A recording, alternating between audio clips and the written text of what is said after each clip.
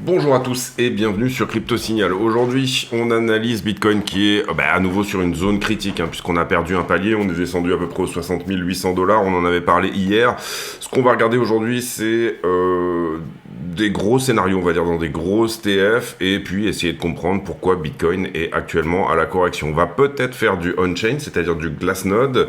Voilà, je pense que ça sera une vidéo assez complète pour tout ça. Allez, intro.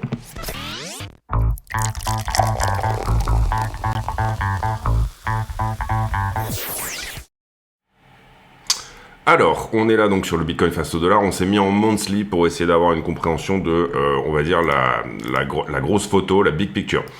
Concrètement, quand vous avez ici ce genre d'action de prix comme ceci, d'accord, c'est-à-dire une forme de parabole, si jamais on doit la garder en tout cas, vous avez très souvent des tangentes. Vous avez la tangente ici qui est la moins agressive, on va dire. Ici, vous avez une tangente en trend qui est un tout petit peu moins agressive, un petit peu plus agressive, pardon, encore. Ici, vous avez une tangente qui est elle-même encore moins agressive. Et puis ici, vous avez la dernière tangente, celle qui est, si vous deviez dessiner un cercle, ici, vous aurez une suite de tangentes qui sont les unes au travers des autres. Donc à chaque fois qu'on perd une de ces tangentes, on perd, on va dire, une forme d'intensité de cette parabole ou la chance d'une parabole même. Donc c'est ce que j'ai déjà expliqué hier avec des territoires de panique et de FOMO en fonction de toutes ces trends-là, on va dire. Et d'une certaine manière, alors j'aurais pu simplifier, prendre une charte vide, etc. Mais vous savez que je suis un petit peu un feignant, donc du coup, voilà, je ne le fais pas. Mais concrètement, ce qu'il faut comprendre ici, c'est que si j'avais une tangente à dessiner là actuellement sur les, on va dire quelques dernières semaines, je pense 2 mois en tout, 22 janvier, ouais c'est ça, 2 mois en tout. On a poussé au travers de cette tangente, donc la plus agressive, celle que vous voyez là ici, la blanche, de 90%. Ok, 92% en 30 jours, c'est bien. Mais il faut comprendre que il ne faut pas perdre cette tangente, sinon on remet en cause, on va dire, on revient sur la tangente inverse, la moins agressive de toutes, etc. Donc là, actuellement, on se trouve au contact, tout simplement, de la tangente la plus agressive, celle qui est la plus péchue, on va dire, celle qui nous donne ce fameux momentum de prendre en 2 mois 90%, ok. On a bien évidemment une réaction là-dessus, même en daily, vous le voyez ici, il y a une réaction sur cette tangente-là, et c'est quelque chose de relativement normal. Maintenant, est-ce que cette réaction engendre une continuation, on va dire, de cette tangente? Si on doit continuer dans une parabole, comprenez bien qu'à ce stade, ça nous oblige finalement à rendre agressif encore plus le mouvement. Vous comprenez qu'un cercle n'est jamais fini. En fait, c'est comme une suite de points à égale distance du centre, on va dire. Et c'est pour ça que pi est un nombre qui n'est pas fini. Ça veut dire qu'il va falloir ici, encore une fois, intensifier le mouvement. Si jamais on perd ici la tangente qui est celle-ci, donc la droite qui est là, globalement, on se dirige vers une correction plus importante, avec des niveaux qui sont les tangentes inférieures, bien évidemment, c'est-à-dire là, en l'occurrence, si on regarde ici, 50 000 $, mais ça, on l'a déjà expliqué dans la vidéo d'hier, et puis la tangente la moins agressive, ici, 36-37, d'accord. Actuellement, le gros point, on va dire, est autour des 38 et quelques. Coucher des tangentes veut dire, bien évidemment, à chaque fois, aller jusqu'à, finalement, un support horizontal, le moment où vous perdez totalement la tangente, mais que vous retrouvez, on va dire, un nouveau point pour repartir à nouveau dans une intensification du momentum à l'achat. Donc pour le moment, je dirais qu'on est un petit peu sur le dernier rempart qui va éventuellement nous permettre potentiellement d'aller, alors en l'occurrence là j'ai actualisé un petit peu mes targets, une zone de 77 à 79, potentiellement une zone autour des 88-90 000 $. Je vais vous expliquer pourquoi j'ai actualisé cette target qui était à 83 hier. Maintenant, il faut comprendre que là, soit on a une réaction, une cassure de la structure. Pour le moment, comprenez bien que la structure en 4 heures est baissière, bien évidemment. Vous le voyez ici, avec des hauts de moins en moins hauts et des bas de plus en plus bas, d'accord. Et il va falloir ici activer, à un moment donné, bien sûr, le fait de casser cette structure pour prendre une tangente qui elle-même est plus agressive que celle-ci. Donc ce qu'on regarde ici actuellement, c'est des endroits où effectivement le prix peut réagir pour tout simplement garder un petit peu ce momentum haussier. On va mettre à jour nos niveaux. Alors en l'occurrence, ici, ce 15 minutes là, c'est une résistance, hein, donc on va le garder, c'est quelque chose que j'ai mis il n'y a pas très longtemps. Celui-là a été perdu, ça se voit tout de suite. Le 5 minutes qui est là, on va regarder, mais je pense qu'il est perdu. Ici, oui, il est perdu. Alors si jamais je devais le garder en 5 minutes, on va aller voir s'il est perdu en 15. Vous voyez que là, je me mets en TF15. En TF15, il faudrait que je le baisse ici. Ça correspondrait, je pense, à peu près à celui-ci. Donc on va enlever celui-là. On considère qu'il est perdu. Et on va garder le 15 minutes qui est très légèrement plus bas. Qui pour le moment nous a donné ce rebond. Hein, on va dire le niveau 15 minutes, là vous le voyez, n'a pas été enfoncé. Si je veux, je peux légèrement l'augmenter, le ramener à l'endroit où j'ai finalement une ouverture et une clôture. Moi je travaille comme si on hard close un niveau, eh bien à ce moment-là on le clôture, c'est-à-dire qu'on l'enlève. Ou alors on lui change sa time frame. Voilà. Alors, là-dedans, et là on a zoomé, vous voyez qu'on est tout de suite arrivé aux 15 minutes, on est sur une structure qui peut rejeter là, pareil, on a un 15 minutes qui est ici, d'accord. On est sur une trend qui est en train de se fatiguer ici à la distribution, aucun problème de ce côté-là. Maintenant quand je regarde, allez on va regarder en 1 heure, voilà ça va être peut-être plus intéressant. Oui, bon, en tout cas, vous le voyez qu'en 4 heures, on n'a aucun retournement de structure, et on n'a pas de structure 4 heures, voilà, c'est ça que je veux dire. On avait peut-être un petit quelque chose ici en 1 heure, là, d'accord, mais qui n'a pas cassé la 4 heures. On a rejeté sur le niveau 15 minutes qui était ici. Donc globalement, ce qu'on peut voir pour l'instant, bah, c'est cette espèce de canal là, comme ceci, en descente. Canal légèrement biseauté, hein, légèrement, mais bon, pour moi c'est un canal. Bah, peut-être un retour en haut du canal, pourquoi pas, et peut-être une cassure du canal, pourquoi pas aussi. En tout cas, ce niveau qui devait théoriquement provoquer une réaction est en train de la provoquer. Quelle va être l'ampleur de cette réaction? C'est un peu le problème, c'est-à-dire, bah, soit j'échoue là même. J'échoue là et je reviens sur le niveau inférieur. Qu'est-ce que le niveau inférieur et qu'est-ce qu'il nous dit? Donc là, celui-ci est sur trend. Il nous dit déjà, on est en train de perdre un petit peu de la parabole qu'on avait par le passé. Donc on perd du momentum, ça c'est pas très bien. Et ce niveau nous dit également, pour le moment, je dirais 58,9 sur ce 5 minutes-là, où on a effectivement, voilà, c'est un peu le prochain endroit où il y a support. Également, on voit que ça correspond finalement au haut de cette accumulation, enfin en tout cas, c'était un élargissement symétrique de sommet ici. Voilà, il y a des convergences. Maintenant, pour moi, les convergences sont plus importantes sur ce qu'on regarde là. Il faut comprendre également que quand vous placez bien évidemment ce type de trend, c'est pas au dollar près, puisqu'on regarde des choses qui sont sur plusieurs semaines. Donc du coup, ben, on peut dévier dessous et les réintégrer après, c'est un petit peu le souci. Par exemple, si jamais, on va y arriver, alors où est-ce que je vais le prendre? Par exemple, quand on regarde la blanche qui est là, voilà, ici, d'accord. Si jamais, là je l'ai aligné avec le bottom qui est ici, celui des 50 000, mais si jamais je prends ne serait-ce que vraiment la vraie tangente, celle qui intègre toute cette partie-là, eh ben, comprenez bien que déjà ça dévie tellement, étant donné qu'on est très loin, que c'est la verte qui est là, et là en l'occurrence ça appelle plutôt 58 000 également.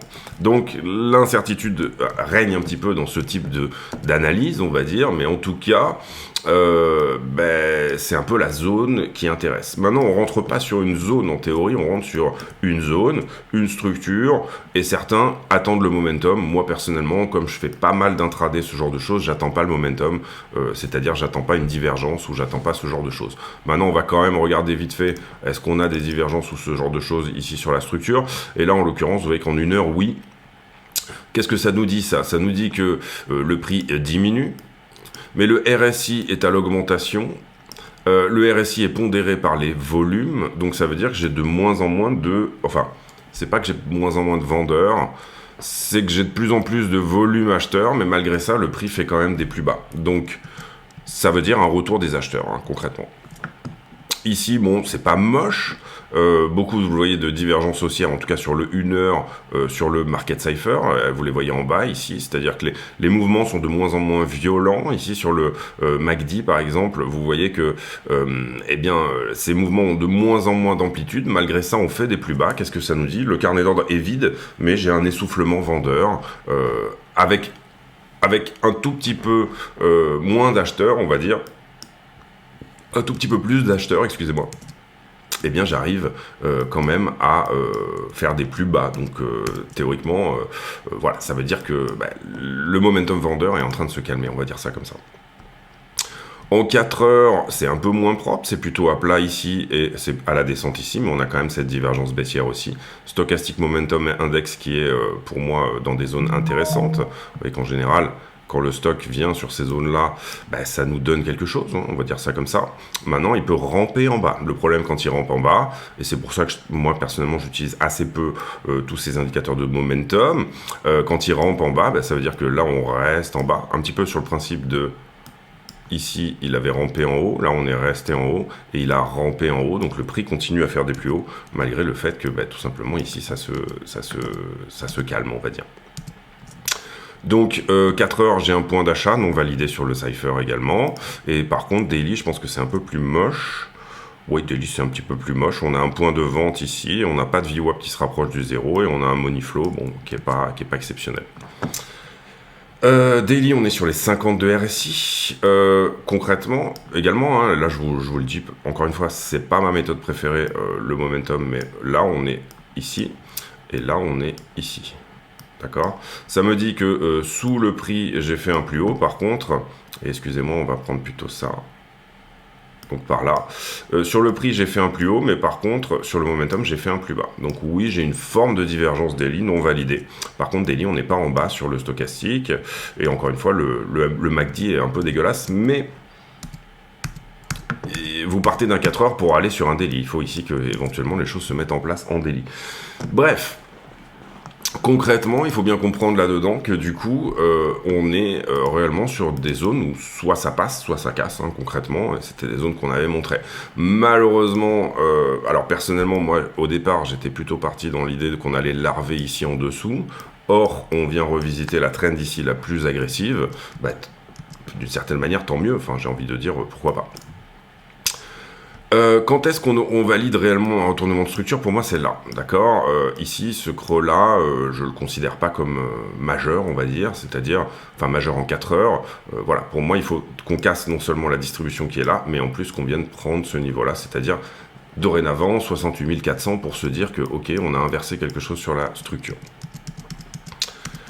En grande time frame, je vais pas refaire, on va dire, les scénarios, mais concrètement, si je devais juste dire, allez, on a 3 scénarios, on va se mettre en weekly plutôt, on aura peut-être un peu plus de visibilité. Les 3 scénarios, c'est 1, j'arrive à monter à peu près 90, je corrige assez fortement. Ouais, 50, quelque chose comme ça. Et ensuite, là, je temporise un peu pour casser. Sous-entendu, une épaule, tête-épaule inversée en surface, c'est-à-dire en haut de quelque chose, hein, comme ceci, voilà. Où là, on aura des targets qui vont s'activer, mais c'est pas encore le moment d'en parler. Derrière, possibilité de rejet ici à plat, d'accord. Bon, là, on est monté à 74, on est monté à peu près par là, mais on peut considérer que c'est une déviation, puisque pour le moment, on est sous 63. Donc, même chose. Ici, je fais une correction plus importante, et derrière, j'en dégage par le haut. Bon, là, on serait sur des corrections potentiellement autour des 44-50. Donc, la question, c'est où est-ce que je rejette? Est-ce que je rejette un petit peu plus haut? C'est-à-dire, est-ce que je fais quelque chose ici d'un peu plus comme ça? Ou alors, est-ce que je rejette pas? C'est-à-dire, je garde cette parabole ad vitam aeternam. Vous comprenez qu'on peut monter comme ça. S'il y a une FOMO, il y a une FOMO. On peut, tant qu'on garde cette parabole-là et que ça continue de s'intensifier, ici, accélération, intensification, parabole, et à ce moment-là, on continue et il n'y a pas vraiment de limite. Si on arrive à passer ce point-là, là, ici, en ligne droite, pour moi, je serai un des premiers à dire, on tient la parabole, tant mieux, c'est très bien. Donc, possibilité d'extension ici de toute cette vague pour aller en parabole, possibilité de correction, c'est-à-dire on perd du momentum et on fait une correction que je qualifierais par exemple de... Il y a plusieurs possibilités ici, mais de dire 1, 2, 3, 4, 5 par exemple, voilà. Donc une fin de 3 qui corrige pour nous emmener sur une 4. Et autre possibilité, c'est une 3 en extension, c'est-à-dire au lieu de faire 5 vagues, elle fait 7 vagues, et c'est assez courant les 3 en extension. Après, il reste encore la possibilité d'une flat, c'est-à-dire... tout ceci est une flat, là, ici, et je retourne sur la zone des 15-12 000. C'est possible, ça reste une possibilité. Maintenant, ce qu'il faut faire, c'est se dire, bon, avec tous ces scénarios-là que j'ai sous les yeux, quelle est la probabilité qu'on revienne à 12 000 $, à mon sens en tout cas, quelle est la probabilité qu'on fasse une correction d'une cinquantaine de pourcents, aller à 38, 37, quelle est la possibilité qu'on reprenne ici le momentum et qu'on tienne la parabole. Voilà, tout cela correspond finalement à de la probabilité statistique et c'est ce que vous devez faire. Personnellement, j'ai mes propres probas. Maintenant, je vous invite à avoir les vôtres parce que c'est ça qui va faire que ça va faire votre exposition, entre guillemets, au stablecoin, en fait, d'une certaine manière. C'est-à-dire, si je considère qu'il y a 30% de chances qu'on revienne sur la zone, par exemple, des 30, et là-dedans, dans ces 30% de chances, X% de chances qu'on revienne sur la zone des 18, 15, voire en dessous, potentiellement 12, bah à ce moment-là, je redéploie mon capital à partir de ces zones-là, d'accord ? C'est quelque chose de relativement logique, c'est-à-dire une flat, une running flat, une 4, toutes ces choses-là, c'est pas nécessaire forcément de maîtriser Elliott pour ça, mais vous devez intuitivement avoir un petit peu une idée de tous ces scénarios-là. Donc voilà pour les grosses TF. Maintenant, je vais vous expliquer pourquoi on active des targets désormais à 84, mais pour ça, il va falloir des confirmations, et comme je vous le dis, encore une fois, le fait de repasser 68 en est une.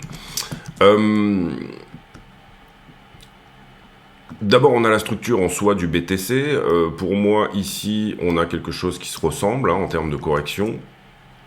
Typiquement dans ces vagues-là. Donc, c'est flat, là, ici. Et puis, ici, cette correction-là. Peut-être une zigzag, peut-être quelque chose de plus grand. Ça peut aussi nous donner quelque chose comme ça. C'est-à-dire temporisation sous la TH entre 60 000 et 80 000 pendant un certain temps. Mais dans tous les cas, si on casse ça, on est obligé d'activer un retour au top déjà, donc 74. Je parle de casser la distrib qui est là. Et si on tient ça, bien évidemment. Et puis éventuellement, on peut se dire que le prix va nous donner, on va dire, soit une continuation de ça, première target, ici, d'accord. Donc là, on est autour des... Donc, en imaginant que ça c'est un flag et qu'en fait on reproduit cette vague là en haut de celle-ci, vous activez une target autour de 88 000 $. D'accord ? Donc pour moi, je considère qu'ici le mât entre guillemets de ce drapeau là pourrait se retrouver là. Ça c'est du chartisme. Le chartisme, on l'utilise quand il y a un directionnel très fort. Pour le moment, il y a un directionnel très fort pour moi. Donc si jamais on cassait ce moment-là, si on ne perd pas le momentum entre guillemets du directionnel, à ce moment-là, je considérerais qu'on revient au top, premier TP, et éventuellement qu'on va autour des 88 000 $. Personnellement, je placerai aussi un TP autour des 77-79, et ici, 88 000. Désormais, c'est ce qu'on active, on va dire, puisque on est peut-être dans un flag. J'utilise le chartisme, moi, quand on a un directionnel très fort. J'utilise plutôt du trading de liquidité, donc des concepts plutôt comme ICT ou SMC, quand on est en range ou qu'on a un directionnel qui n'est pas forcément extrêmement avéré. On le voit aussi un petit peu, et c'est normal, sur la structure du... C'est pas l'IBLC, pardon, c'est iBit. Sur la structure du iBit, où là on avait dit, bon, peut-être qu'on a un fanion, et il se trouve qu'on n'a pas un fanion, il se trouve que pour le moment on est sur une correction plus importante, pareil, peut-être un flag. Encore une fois, ce flag, attention, ne s'active que si on revient sur iBit au-dessus des 40 $, ce qui correspond globalement à peu près à ce que je vous ai dit sur BTC, c'est-à-dire 68. Derrière, si jamais j'arrive à faire ça, c'est un peu la même idée, c'est-à-dire je reproduis cette vague-là en bas de cette vague-là, et là, donc du coup, j'arrive sur un plus 43%, ce qui correspond à peu près à la target des 88 000 $. Et c'est normal, on regarde le même asset. C'est-à-dire que ce qu'on regarde en regardant iBit, c'est juste Bitcoin pendant les heures de cotation US. Mais c'est très intéressant d'avoir cette information-là. Enfin, en tout cas, moi, je l'utilise pas mal. Parce que pendant les heures de cotation US, on a vraiment le momentum US et ça c'est quelque chose d'intéressant. Comprenez bien ici également que si jamais on vient à perdre ici tout le momentum, c'est un retour sur ces zones-là, c'est-à-dire globalement un retour sur là où était Bitcoin le 27 février. 27 février, vous pouvez considérer qu'on était autour des 50 000 $. ETH contre BTC, bah ça saigne, ça continue à saigner, aucune structure de retournement pour le moment, vous voyez ici que ça saigne très fort, on est en canal également, mais pour l'instant on n'a aucune structure qui nous dit qu'on va venir casser ce canal. Donc pour le moment, Ether saigne contre Bitcoin et il ne nous donne pas d'endroit où ici il peut nécessairement repartir. On va le voir aussi sur Ether contre le dollar, mais on n'a pas de structure ici pour se dire ok, c'est bon, on est en train de reprendre quelque chose. La seule chose qu'on a éventuellement sur Ether, c'est ce niveau 4 heures. Et vous voyez que là, on est en 4 heures. Donc en plus, il a été perdu. C'est-à-dire qu'on serait obligé de l'emmener par ici. D'accord, pour dire à peu près par là, pour dire ça y est, on a quelque chose. Moi, ce que je préfère faire dans ces cas-là, c'est tout simplement le passer en daily. C'est-à-dire, je le passe à la journée, je considère. Mais ça, c'est un très mauvais signe. Quand vous changez la time frame d'un niveau, c'est un très mauvais signe. Maintenant, Ether, c'est la même chose. Il dégueule en canal. Il est en train excusez-moi le terme, mais d'enculer tous les niveaux qui sont ici vers le bas. Et pour Ether, le prochain support est à 2009. Et le support qui, moi, m'intéresse beaucoup est à 2007. Maintenant qu'il est en bas, là, ici, de ce canal, et voilà, on n'a pas de structure, c'est ça que je veux dire. En 4 heures, vous le voyez, là, à aucun moment, il y a une structure de retournement, il n'y a pas quoi que ce soit. Si on descend sur du 15, à chaque fois qu'on a une structure sur Ethereum, elle est, je dirais, plutôt vendeuse, c'est-à-dire... Vous le voyez ici, par exemple, on a une structure, on a un W qui se forme, etc. Mais on n'arrive pas à passer la parallèle c'est un bear flag, hein, si vous préférez. Mais on n'arrive pas à passer la parallèle. On se fait rejeter par la parallèle ici. Un petit peu la même chose, on va dire ici. Là, par exemple, on a ce petit W de retournement. Si je vous trace cette parallèle-là, vous voyez que on n'arrive pas à passer ces parallèles-là. Voilà, c'est très larvé. Toutes les montées sont très larvées et toutes les descentes sont très impulsives. Voilà, c'est ça qu'on peut voir, je dirais, sur Ethereum. Pour le moment, ce qu'on veut sur Ethereum, c'est la même chose. C'est se dire déjà, on casse la distribution qui est là-dedans. Et sur Ether, on va dire que les mauvaises nouvelles du moment, on l'avait dit, c'est la mise à jour d'Enkun qui serait plutôt vendeuse, celle de news, puisqu'elle était tradée, elle était accumulée. Donc ça, c'est pas une mauvaise nouvelle, c'est une bonne nouvelle, mais qui s'est terminée. C'est pour ça que on a bien fait de vendre nos positions sur les $4000 sur Ethereum, sur les trades. Et puis, également sur Ethereum, les mauvaises nouvelles du moment, c'est que peut-être que potentiellement, il n'y aura pas d'ETF spot sur Ethereum. Personnellement, je pense qu'il y en aura un. Je pense qu'on nous FUD, c'est-à-dire qu'on nous fait croire qu'il n'y en aura pas. Maintenant, j'ai aucune certitude de ce côté-là, donc il est tout à fait possible que... Mais aujourd'hui, on voit quand même qu'il y a des refus. Ça nous met au minimum au mois de mai. Mais pour le moment, il y a des refus. Sur le Total 3 contre BTC, ici, on avait eu notre rotation partielle. Par contre, vous le voyez, on n'a pas réussi à casser la distribution. Même chose, le Total 3 est en train de dégueuler contre BTC. Est-ce qu'on va revenir ici sur les 522, on l'avait dit, peut-être potentiellement un moins 10% supplémentaire sur les alts, ou alors est-ce que la rotation partielle, elle est en train de se faire ici? On aura peut-être déjà un petit début de signal, si jamais on arrive déjà à casser ce point-là, et à faire ce W ici de retournement. On est là sur du 15 minutes, mais les alts ont plutôt tendance à saigner contre BTC en ce moment. La dominance n'est pas pour autant extrêmement haussière. On va le voir ici. La dominance, elle est plutôt en latéralisation, voire compression.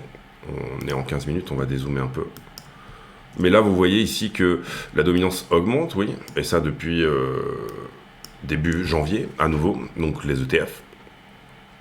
La dominance est à l'augmentation. Maintenant, pour le moment, elle n'arrive pas à revenir en haut de ce mouvement-là. Par contre, attention, parce qu'elle nous montre une envie de le faire. Au travers de quoi? Tout simplement, cette espèce d'idée, là, déjà, vous le voyez, ce W-là, ici. Donc là, on a un très beau niveau sur la dominance. Ce W-là qui pourrait casser cette distribution-là et nous ramener finalement en haut du range. Pour l'instant, le range, je pense qu'on peut le considérer comme étant de cette bande-là à cette bande-là, ou si vous voulez, légèrement en dessous. Mais voilà, en tout cas, la dominance plafonne au 55 pour le moment et elle trouve rebond au 51. D'accord, ici, on le voit. Donc on n'est pas en alt season. Une alt season, c'est quand la dominance diminue de BTC. Derrière, attention sur la stablecoin dominance, et je dirais même plutôt... Alors, je sais pas si j'ai l'historique là. Non, on va prendre l'USDT dominance.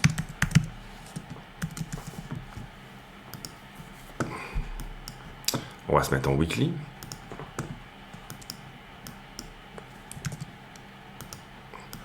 L'USDT dominance, vous la voyez, elle est comme ça. Tac, ok. Ici, donc ça c'est l'adoption de l'USDT, hein, on va dire. On est comme ça. Derrière, si je vous mets BTC au-dessus.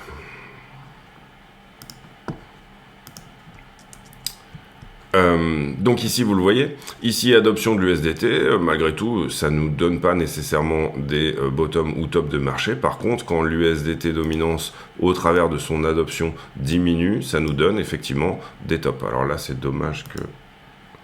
Bon, c'est pas grave. Ici, même chose, je retouche le canal, top de l'USDT dominance, top de marché. Ici, je sors du canal, je me mets à plat, hein, finalement, on va se mettre comme ça. Premier top de marché en bas de la mise à plat, on va dire ça comme ça aussi. Deuxième top de marché en haut de la mise à plat, d'accord. Et puis, ici, là, globalement, je suis dans quelque chose qui est à la diminution, c'est normal, puisque le prix du BTC augmente. Est-ce qu'on est pour autant sur un top de marché ? Là, il galère un peu. Globalement, soit on s'attend à revenir sur le bas de range, on va dire ça comme ça. C'est-à-dire que BTC continue à monter, ok, 2,5% de dominance pour l'USDT dominance. Soit on s'attend à un rebond sur trend, c'est-à-dire qu'on serait sur un top de marché si jamais on est sur un rebond sur trend. Or, spoiler alert, si jamais je vous mets ici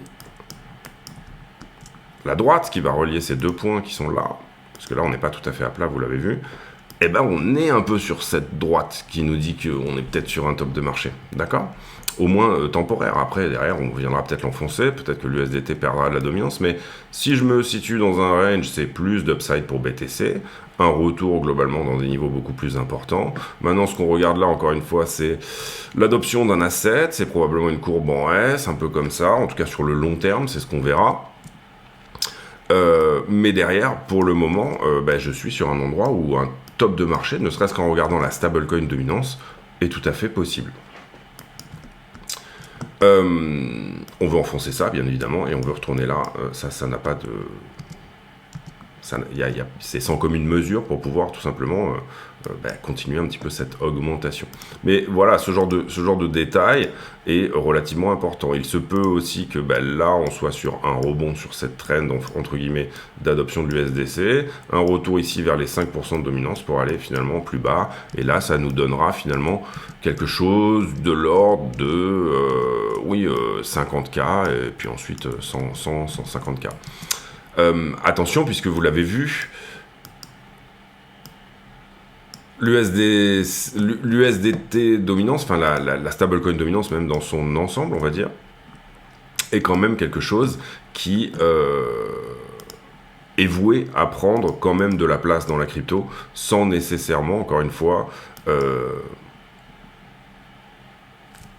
être pour autant baissière sur la crypto. Donc il faut avoir ici, bien évidemment, le choix des armes, on va dire.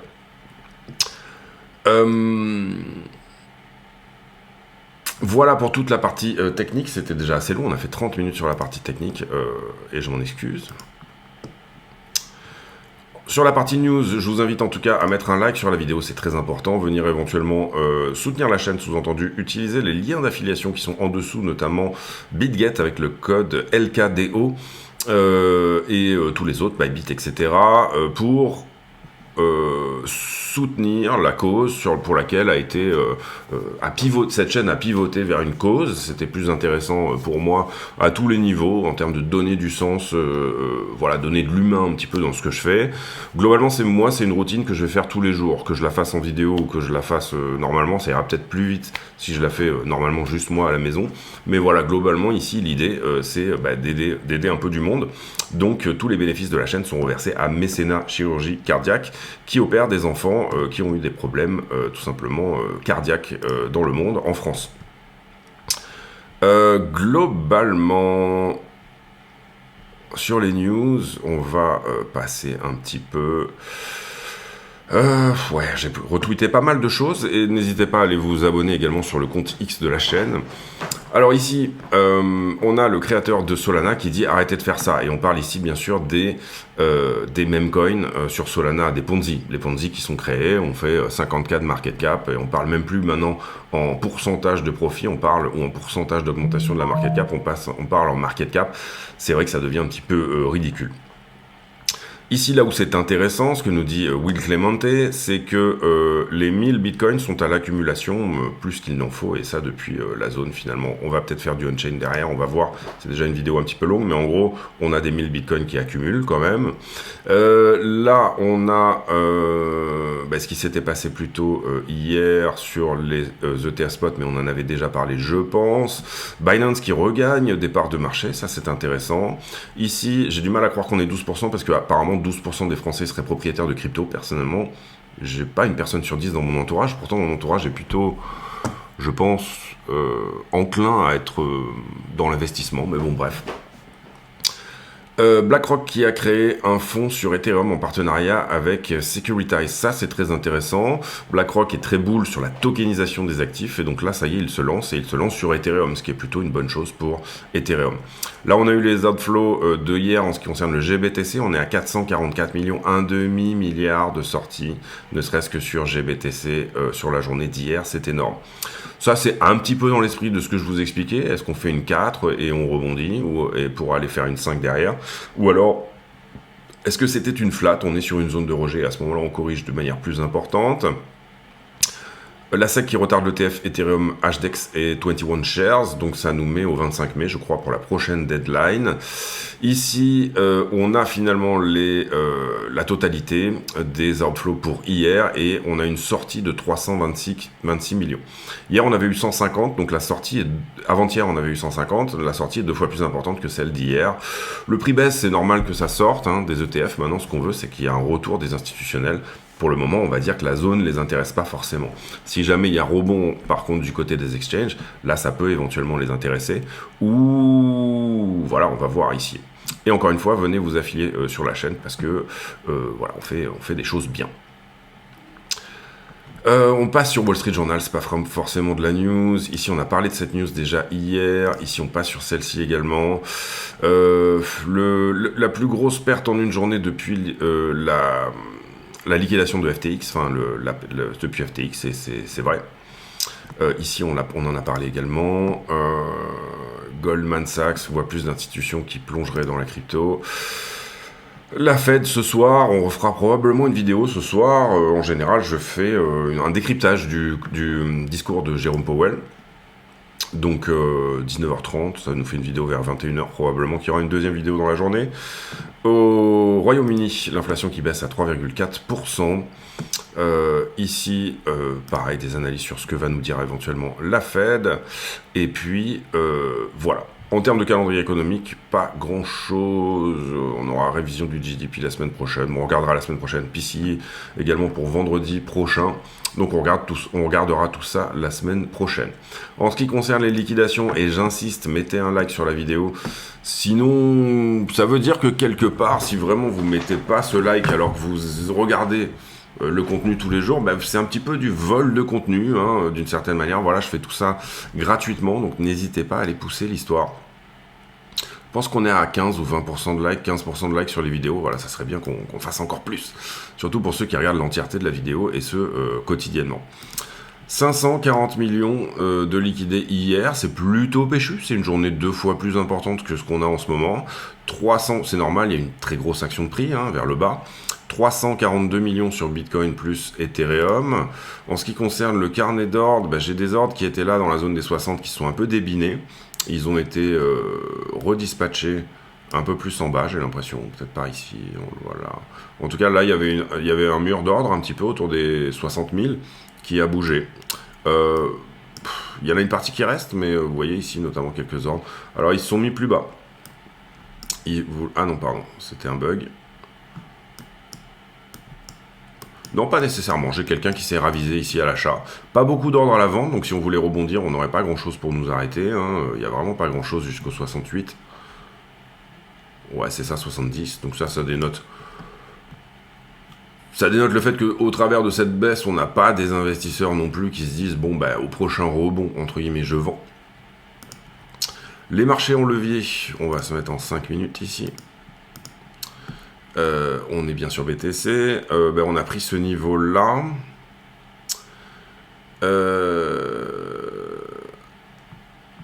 Alors, il y a déjà une bonne chose, en tout cas j'ai l'impression, c'est que ici,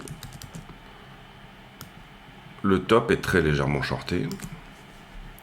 Pourquoi? Parce que tout simplement, sur la fin de cette montée, vous voyez, j'ai plutôt une structure qui descend, un funding qui descend. Donc là, j'ai un prix qui monte, un funding qui descend. Donc j'ai du short là-dedans. Ensuite, ça suit à peu près l'histoire. Derrière, ça suit encore à peu près l'histoire. Ici, ça suit à peu près l'histoire. Et là, j'ai un tout petit peu peut-être de short ici sur cette zone-là. Pas énorme, tout petit peu. En tout cas, j'ai pas l'impression... Enfin, à part un peu là-dedans, donc le niveau aurait été pris. Si j'avais mis un niveau là, par exemple, le niveau vient d'être pris. J'ai pas l'impression qu'il y a énormément de longues en bas. C'est ce qu'on va voir éventuellement avec les bulles de liquidité. Donc là, on s'inscrit dans soit on vient chercher des traders de position sur la zone des 55, carrément. Soit on vient squeezer un peu tout ça, jusqu'à au-dessus de 70, peut-être 75. En tout cas, pour le moment, en termes de liquidité, c'est ce que ça nous dit. Les longues. Donc là, on est sur les bulles de liquidité. Les bulles de liquidité, c'est-à-dire où est-ce que sont les grosses positions. On voit quand même qu'il y a un tout petit peu de monde qui est rentré, en tout cas selon iBlock, dans cette zone-là, sur le bas, là, qui tente ici le long. Et on a plutôt beaucoup de short au-dessus. Maintenant, ce qu'il faut voir ici, c'est qu'il y a quand même une absence de short, globalement. Il y a de l'open interest, il n'y a pas de souci. Mais il y a quand même un petit peu une absence de short. Même chose sur Ether, et Ether, vous voyez, même sur le top, il a été très peu shorté. On va dire que sur Ether, c'est plutôt 3006 pour le moment, mais sur 5 jours glissants, on ne voit pas énormément de short en haut. Ici, on regarde la 7 jours sur notre ami Bitcoin. En l'occurrence, liquidé nettoyé, vous voyez qu'il y a quand même un tout petit peu de monde ici dans cette zone-là. Pour le moment, on se dirige plutôt vers la liquidité qui est dans cette zone-là, vers 65, etc. Voilà, la poche de liquidité, on va dire short, elle est autour des 71. Est-ce que c'est les conditions là d'un rebond à 71? Pour moi, il va falloir péter la distribution pour commencer à rentrer dans ce scénario-là. Parce que pour le moment, on a plutôt tendance... Alors, auparavant, on était dans, je le disais, les shorters qui... Il y a un couteau il y a un bambou qui pousse et ils essayent de le couper, ils n'y arrivent pas. Et derrière, là, on est plutôt dans l'inverse, c'est-à-dire il y a un couteau qui tombe et les longueurs essayent de l'attraper en levier, ce qui n'est jamais très bon. Pour le moment, en tout cas, j'aime bien qu'on soit sorti vite de cette zone. Maintenant, il faut casser la petite résistance horizontale qu'on a là et il faut bien évidemment aller chercher dans la structure la liquidité à 71 000. Il y a du pognon là-haut, mais si ça vend au spot, ça va coûter très cher d'aller les chercher. Voilà. Sur Ether, on voit ici un petit peu de l'absence de longue, effectivement, mais c'est... Enfin, sur Ether, voilà, c'est 4100. Personnellement, moi, j'ai des targets sur Ether, s'il rebondit dans cette zone-là, à 6000 $. C'est-à-dire que, vous vous rappelez, on était rentré à 1007, on est sorti à 4000. Si jamais il nous donne les conditions ici d'un rebondissement, c'est 6000 pour moi sur Ether. Le funding sur les alts, je ne sais même pas si c'est la peine de le regarder. Il est assez mal fait, cet indicateur sur iBlock. Je trouve qu'on ne voit pas vraiment bien les différences. On regardera peut-être plutôt CoinGlass dorénavant. Je mets en pause, d'ailleurs, on va aller voir CoinGlass. Donc voilà, on voit probablement mieux ici. On va dire que sur les alts, on avait un peu trop d'intérêt là. On a déleveragé. Et là, actuellement, on a redéleveragé très fort. Les alts brillent par leur absence de longue dorénavant. Maintenant, est-ce qu'on a besoin de sortir tout l'open interest? C'est une question. Je pense personnellement qu'on est sur un très bel endroit en termes de liquidité. Maintenant, est-ce que le prix va y aller? Est-ce que ceux qui sont au spot ici, vous voyez cette distribution sur le CVD, vont arrêter de distribuer au spot? Est-ce que ceux qui longuent vont arrêter de longuer un petit peu tous les dips et ça va nous donner un endroit où le sentiment s'est suffisamment détérioré pour qu'on puisse remonter rapidement sans se prendre les pieds dans le tapis? C'est un petit peu la question du moment et la réponse pour moi elle est un petit peu dans une structure. Dès qu'on aura une petite structure, à ce moment-là ça deviendra, je pense, intéressant. Maintenant, intraday, pour moi si on arrive à péter ça, typiquement déjà à faire ce petit W là, etc. Bon, c'est peut-être 66, voilà. Pour le moment, on n'arrive pas ni à péter la distribution. Vous le voyez qu'on échoue, en tout cas, sur ce niveau-là.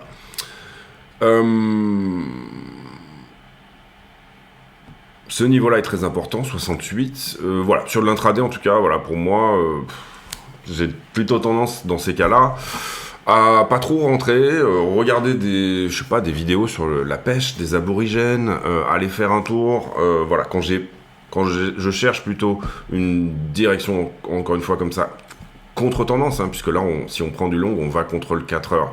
Et si on prend du short, on va dire qu'on est peut-être en bas de quelque chose. Donc dans ces cas-là, le mieux, c'est tout simplement de ne rien faire et de rester un petit peu dans l'attente. En tout cas, la localisation est plutôt chouette. Le momentum est plutôt chouette. On attend une structure. Ceux qui veulent peuvent considérer ça comme une structure 1 heure, c'est pas trop un problème pour aller chercher ça avec un runner beaucoup plus haut, donc rentrer sur une idée intraday, on va dire, et garder un runner sur l'heure longue pour aller chercher un peu, voire beaucoup plus haut. Pour moi, c'est plus vraiment si on casse ça et que là, on met en place vraiment toute cette structure-là, etc., que là, j'aurais tendance à peut-être rentrer de la grosse position pour aller chercher, encore une fois, 77, 79, puis éventuellement 88. Pour le moment, j'ai pas de signe qu'on est en train de se retourner ici, j'ai aucun signe, si ce n'est qu'on arrive à péter ça, et que ça soit pas juste une prise de liquidité. C'est pour ça qu'on met aussi des niveaux 1 heure, etc., des confirmations temporelles, qu'on n'est pas juste sur une mèche qui me dit c'est un breakout, alors qu'en fait c'est juste une prise de liquidité, puisque de la liquidité au-dessus de ce point-là vous en avez, puisque c'est une résistance, d'accord? C'est pour ça que j'utilise la temporalité de mes niveaux. Voilà, c'est vraiment quelque chose que j'utilise énormément. Voilà, on va regarder sur les plus petites TF, mais je ne sais pas si on a vraiment des choses intéressantes à dire hein, dans ce cadre-là. Bah, c'est la même chose, hein. On va dire même sur l'intraday, ici, bon, on est sur niveau. Si on arrive un petit peu à le casser, déjà c'est au moins un début de structure en time frame 15. Derrière, si on arrive à casser ça, c'est un début de structure en time frame 1 heure. Si on arrive à casser ça, c'est un début de structure en time frame 4 heures. Et si on arrive à casser le top, c'est une structure daily qui se modifie, d'accord, Et puis derrière, le weekly reste toujours haussier. Enfin voilà comment je vois les choses, moi, personnellement. Voilà, pas grand chose de plus à dire ici sur l'intraday, sincèrement. On l'a vu, des petites divergences, des choses qui se mettent en place, une localisation qui est pas trop mal. Il nous manque une structure. Voilà, je vous ai dit pour moi là où elles sont, là où sont les retournements de structure. Encore une fois, en ce moment, moi, j'essaye de calmer un peu l'intraday pour me dégager du temps pour moi. Donc je suis plutôt en recherche de swing, hein, de trade un petit peu plus long et de trade de position. Donc du coup on peut partir d'un intraday. Là en tout cas je pense que peut-être je prendrai celui-là. Si jamais on casse ici la structure avec retest éventuellement ou ce genre de choses, ou alors qu'on vient chercher un peu plus bas dans la jambe, il faudra ajuster le levier en fonction. Derrière peut-être qu'effectivement rentrer une position intraday et laisser un petit runner histoire d'être dans le train, mais ça restera un runner, ça restera un reliquat de position. Donc du coup on va dire que c'est pas ça qui va énormément booster votre capital de trading. Voilà un peu l'idée, j'espère que cette vidéo vous a plu. On a fait 42 minutes aujourd'hui, mais on est bien rentré dans le détail, je pense, par rapport à cette idée et c'était la notion un peu de parabole et de tangente, c'est-à-dire quand je tiens la trend, je continue à tenir le momentum. Si je continue à tenir ce momentum-là, on a parlé d'une target des 88 000 $, et ben théoriquement, je ferai 88 000 $, toujours dans le même momentum, avant le 6 mai, ok? Si je tiens ça avant le 6 mai, je serai à 90 000 $. Si même je donne ici un rebond et que je casse ça et que j'accélère extrêmement vite, à ce moment-là, j'ai mon accélération de momentum sur une trend plus agressive, et là il est possible que j'aille à cette target, admettons, hein, autour du 5 avril, dans 15 jours, si on garde le momentum actuel, dans 15 jours, il est possible d'être à 88 000 $, d'accord? C'est quelque chose qu'on ne peut pas exclure, parce qu'on tient le momentum. Si on perd ce momentum-là, en revanche, c'est possible d'être à 50 000 $ ou 40 000 $ dans X temps. On perd la structure qui est là et on se dirige vers quelque chose de moins agressif, ok? Voilà, j'espère que cette vidéo vous a plu. Si c'est le cas, n'hésitez pas à le dire. C'est une zone intéressante pour un rebond et ou une structure. Pour moi ici c'est 68 qui va peut-être potentiellement parler, encore une fois. Prendre de l'intraday pour aller chercher 66, pourquoi pas, sincèrement. Derrière 68 également, derrière 77 et derrière éventuellement 88, pourquoi pas. Vous pouvez également prendre un intraday et finalement venir, là pour le coup il faudra peut-être 2 exchanges parce que moi j'aime pas trop altérer mes prix de liquidation sur une position pour aller en chercher une autre. Donc moi j'utilise en tandem BitGet et Bybit parce que j'ai l'accès à Bybit, je suis un vieux client donc du coup j'ai l'accès aux dérivés sur Bybit, contrairement aux nouveaux français qui ne l'auront pas, il n'y a plus de dérivés sur Bybit pour les nouveaux clients français. Voilà, vous avez Qcoin, vous avez des tas de trucs qui sont plutôt pas trop mal et qui vous permettent également d'utiliser tout ça. N'hésitez pas à aller voir dans les liens d'affiliation de la chaîne, encore une fois, pour vous renseigner là-dessus. Donc, jolie zone, beaucoup de confirmations avant qu'on repasse haussier. Derrière, beaucoup de confirmations également, ne serait-ce que là, bien évidemment, il y aura potentiellement une zone de rejet. Mais si on tient le momentum actuel, je ne peux pas exclure qu'on ne soit pas à 90 000 $ dans 15 jours. Pour le moment, on semble avoir une réaction. On n'a pas du tout confirmé tout ce qu'on voudrait confirmer pour dire que le momentum actuel est en train de tenir. Et comprenez bien ici aussi que la zone est large, c'est-à-dire je vous ai montré ici la trend la plus précise entre guillemets, hein, celle qui est encore plus... Et là du coup ça nous emmènerait plutôt sur la zone des 58, ce qui donnerait une prise de liquidité sous la structure et qui n'en serait pas néanmoins moins boule entre guillemets, d'accord. En termes de volume profile, en tout cas, on est un peu au milieu de rien là. Soit on rebondit ici sur cette zone là, ce qu'on est peut-être en train de faire, hein. On voit qu'il y a un node ici à peu près par ici, 61,5. Soit on rebondit sur cette zone là, c'est-à-dire que là j'avais des longueurs qui étaient rentrées finalement là-dedans et qui défendent leur position et qui du coup permettent d'aller plus haut, et j'avais des shorters qui étaient rentrés par exemple ici, qui sont sous l'eau et qui coupent leur position. Soit ce node de volume profile est perdu, auquel cas on se dirige vers le suivant. Et pour moi le suivant il est à 52, il y a une grosse imbalance ici dans la structure, il y a un gros endroit où le marché n'a pas fait de business. Est-ce qu'il va accepter d'y retourner? C'est possible, sincèrement, un retour aux 50 000 est également extrêmement possible. Tant qu'on tient ça, et tant qu'on pousse et qu'on casse ça, on privilégiera plutôt le fait d'aller dans ces zones-là en premier. Mais si jamais on perd ça, et qu'on s'installe dans cette zone-là, à ce moment-là, on va privilégier le fait d'aller à 50 000. Donc, en dessous de cette droite-là, ici, la direction préférentielle, pour moi en tout cas, passe short, d'accord, plutôt que long. Je vous laisse là-dessus, j'espère que cette vidéo vous a plu, on se retrouve demain pour une nouvelle vidéo. J'ai pour habitude en fin de vidéo de poser une question à la con, c'est-à-dire une question qui n'a rien à voir avec le prix du Bitcoin, mais qui nous permet de converser de choses et d'autres. La question du jour... La question du jour...